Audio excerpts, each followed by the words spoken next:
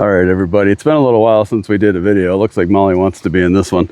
A common question we get all the time is, do you give your rescues treats? Can we give them treats when we come to the farm? The answer is generally going to be no for that.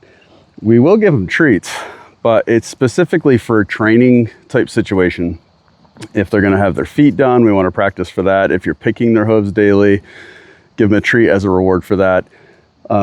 But the reason that we don't allow visitors to give them treats, and this may benefit you in your own little farm at home, is that if your fingers smell like carrots or watermelon or even treats, you got to remember, donkeys and horses can't see directly in front of them and directly behind them. So if your finger smells like a carrot, feels like a carrot, you might get a nibble. Now you watch Teddy. He's gonna sniff, he moved on. But I'm gonna show you what happens when you get the treats out, and it's mass chaos.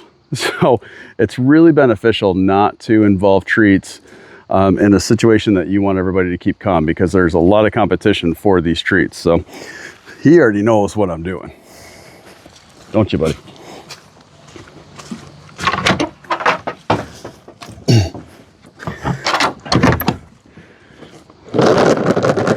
So if you train them right, keep them in a jug like this, and this is a great way to get everybody to come over to you and to make sure that if you have an emergency, you're going to be able to get everybody wrangled. If you need to get them in a trailer, this could be a tool that's going to help.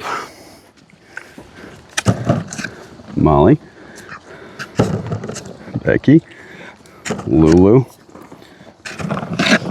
oh, of course Albert, Teddy.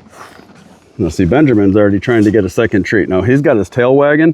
That's not for flies. That's because he wants more treats. He's going to start whining pretty soon. So if you keep your treats for important moments only, it's going to benefit you greatly. See what he's doing? This is some behavior where he wants more treats. Benjamin is really particular. He thinks he should get all the treats.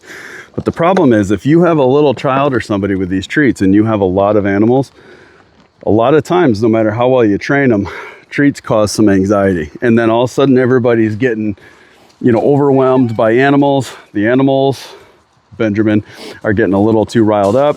They start fighting for the food, they start fighting for the treats, and it causes chaos when you want calm.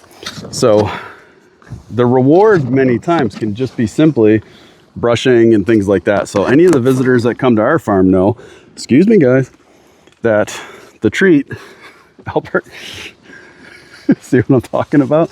The treat is purely the love and attention that you give them. It goes a long ways. And then treats for real special occasions only. And that's going to really help you with your training regimen and anything else you need to do. So if you need to practice getting a halter on or anything like that, with picking up feet, it's all based with, you do the whole motion, you get a treat. This means special to them. So rather than to have visitors and random days where you're just giving them treats where they really don't need that sugar anyway, trust me, treats only for special occasions.